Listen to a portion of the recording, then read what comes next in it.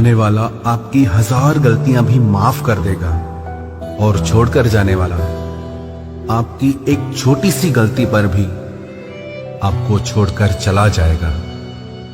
गलत फहमी का एक पल इतना जहरीला होता है जो प्यार भरे 100 लम्हों को भी एक पल में भुला देता है। कभी कभी बहुत कुछ कहने को दिल करता है, मगर यह सुनने वाला कौन है? भरोसा और प्यार बहुत ही महंगे तोहफे हैं, इसलिए सस्ते लोगों से इनकी उम्मीद कभी मत करना। आपके लिए सबसे बड़ी जीत पता है कब होगी? जब तुम उसे खामोशी से माफ कर दो जिसने तुम्हें सबसे ज्यादा तकलीफ दी हो। दुख इंसान का सबसे अच्छा दोस्त है। जब तक साथ रहता है बहुत सबक सिखाता है, और जब छोड़ कर जाता है तो सुख देकर जाता है।